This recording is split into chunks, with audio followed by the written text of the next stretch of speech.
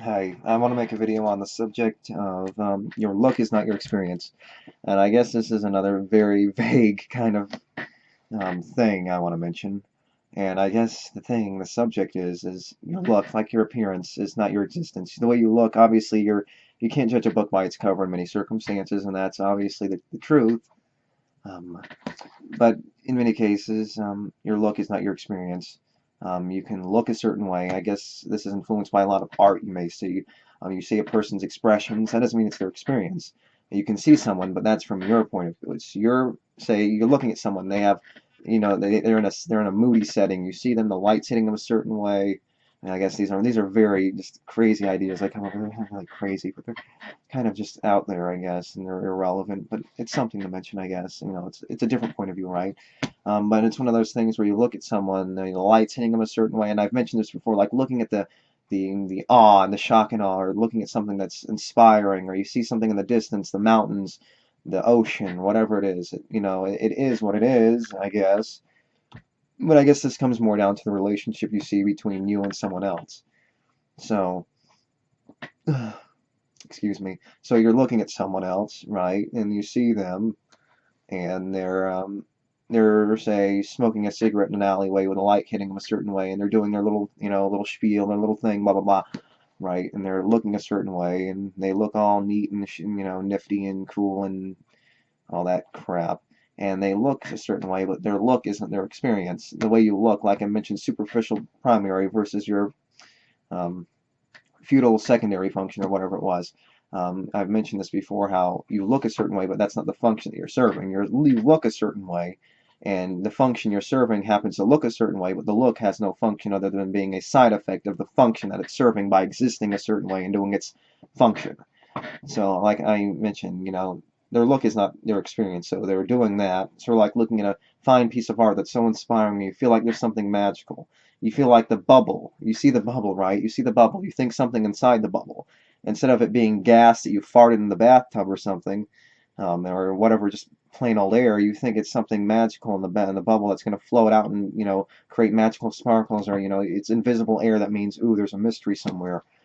There's no mystery in the bubble that's going to pop and leave mysterious air nothingness that's going to pop and go nowhere. It's not mysterious nothingness that's going to pop out of the bubble and create the interesting, like the bubble pops and all of a sudden you automatically associate that bubble popping with anything that happens afterwards, therefore fulfilling your self-fulfilling prophecy that the bubble popping means something.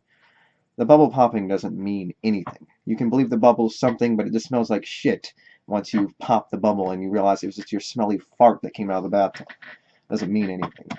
Um, yeah, and just associating all that crap, whatever happens, oh, it must be because the bubble popped and the magic released. And it's a self-fulfilling prophecy. Okay, it happened, I know it happened, therefore I'm going to associate with something that I have a magical association with and make those two things mix together. And I think in many ways that's how people confuse themselves in many circumstances. They have all these weird different associations, and okay, three, I hit the three, and all of a sudden this is going to happen. It's almost like a severe OCD kind of thing. You think this happens, and automatically all the dice, you hit all the dice, and they all crumble a certain way, and therefore you say, obviously, because this dice fell, and say the vibrations, or whatever, an earthquake knocked this dice over, you think all these dice that didn't really exist to begin with knocked this dice over, even though they had nothing to do with each other. It's one of those things where you just make all these, very grasping at straws or whatever, grasping, you're really grasping, you're really pulling it in, you're really just grasping, when you're really making all those very vague and broad associations and connections that mean almost absolutely nothing. Obviously, they have an effect because they exist, and when you exist in the same existence as something else, it's hard to not have an influence, but it's not really direct or relevant influence. It's not what you think. The magically appearing, magical dust, blowing in the wind, seeing the sparkles flow and seeing that may cause all sorts of magical things to happen beyond our understanding and beyond our perception.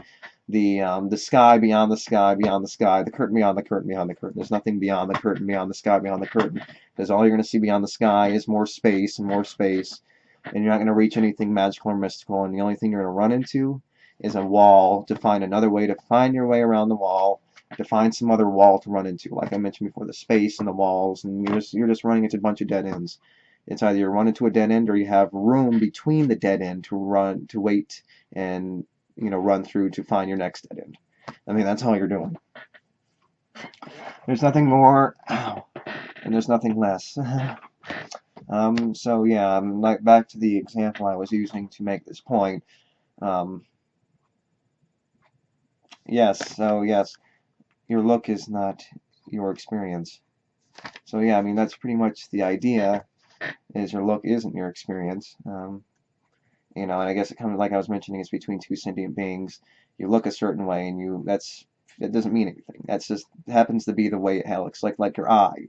Other than your eye functioning like an eye, the way your eye looks, serves no function other than being the way a eye looks to serve its function as its relevant, rational, existing function. It looks a certain way, but that's not its primary function. Its primary function is to look, not to be looked at.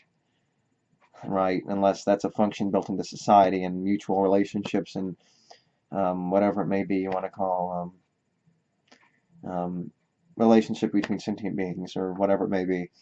It's one of those things, and it doesn't have any innate meaning, doesn't have any real meaning, other than something that you've projected onto. Okay, the projection you see is the eye is, ooh, I like the way the color of the eye, but that doesn't mean anything because the eye only serves its own function.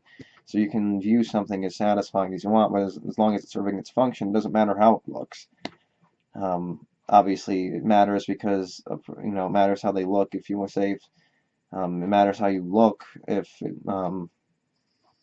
you're trying to, I don't know, get laid or something. I don't know if you're trying to mate or whatever it is. You're trying to find a relationship, and your look matters to someone. But in many cases, I wouldn't involve myself if my look was so important to someone. But generally speaking, that's the case. It, um, um, um, it serves no real function beyond a function that doesn't serve its main function. It serves another function somewhere, somehow. It means something to this person that's looking at the eye from another point of view. It matters to this other sentient being that's your eye. Your eye only has one function, to look. Your only has one function, to hear. And it can hear what they have to say, but it doesn't matter what they say, or if they say anything at all, or if they make any noise.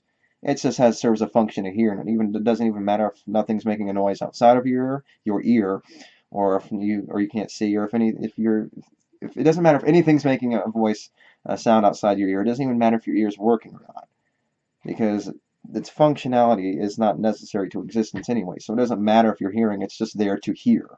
Your ear is there to hear. It doesn't matter if it can hear, and it doesn't matter if there's anything to hear. Same thing with your eyes, your smell, your taste, your touch.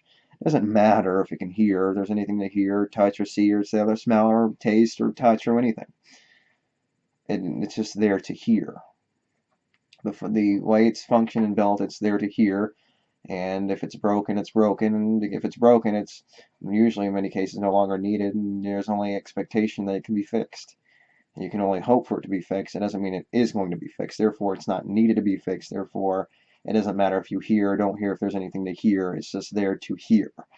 That's its function if it's working. Otherwise, it's a broken mechanism, and it doesn't have any function at that point.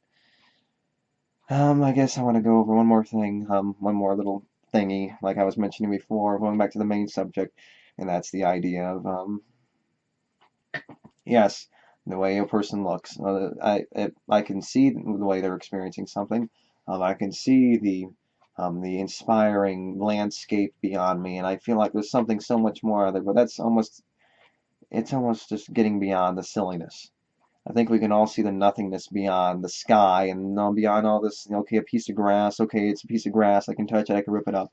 Well, that's all you do. There's only interaction for another interaction to do the same redundant thing over and over again. You can see it like the redundant landscape of, a piece of music, a piece of artwork, like I've mentioned before.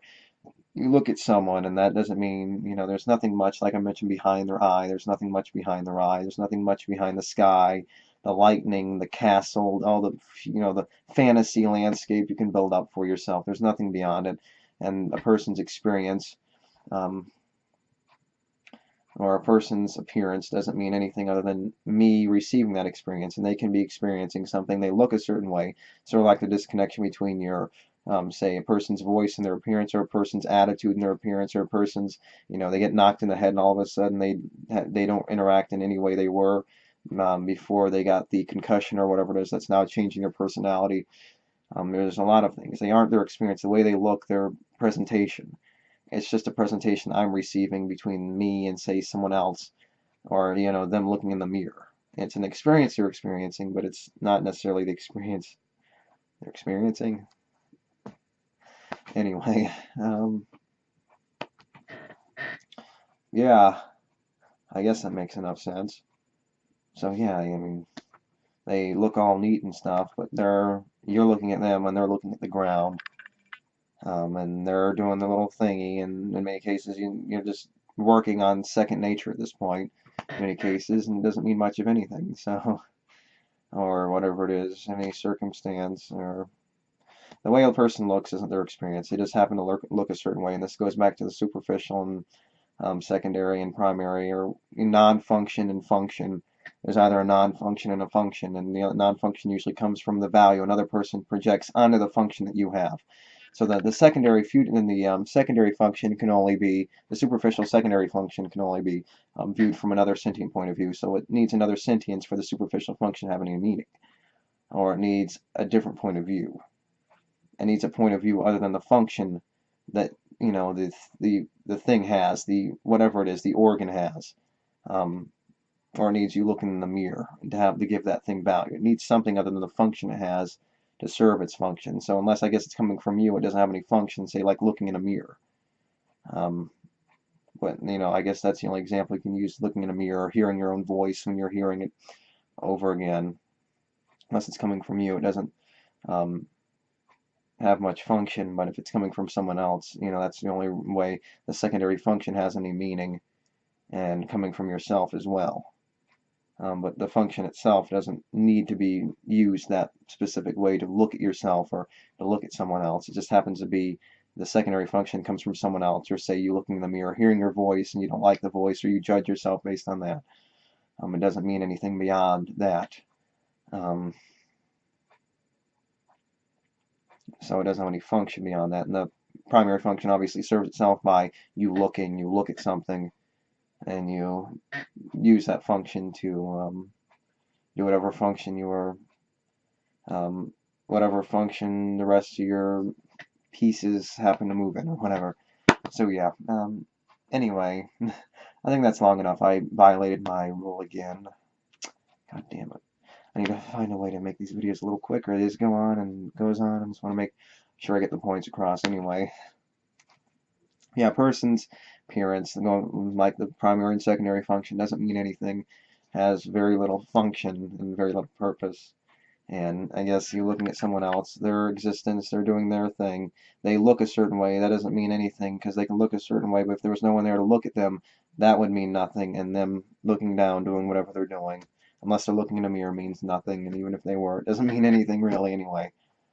Oh, that was incoherent. I apologize for the incoherent videos, but I'm trying to, I'm grasping. I'm trying to find something to make a subject on other than the same old things.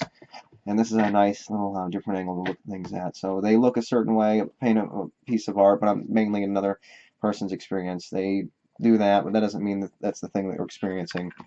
And almost in a way, you're deluding yourself into thinking something means something is not the experience you're actually experiencing. And you're actually falling for it doesn't mean it. You can recognize it, but not really recognize it until it's actually conscious. And then you realize, oh, that was all just tomfoolery, and I don't even realize how stupid I am for falling for it to begin with. So yeah, the lighting, whatever that means, the superficial crap that's making a person seem or look a certain way, a lighting that cascades upon their lip and their face, or whatever it is, means nothing other than the function they're serving and its existence, existing a certain way. Okay. Yeah. So yeah, that the character that they seem to have based on existences, circumstances, and positions doesn't mean anything beyond the imposition, and the way it seems means very little. So like the light means very little to their experience other than you viewing it and that having very little meaning or no meaning to begin with. So anyway, the frivolous subject took up long enough, so thank you and until next time. Bye.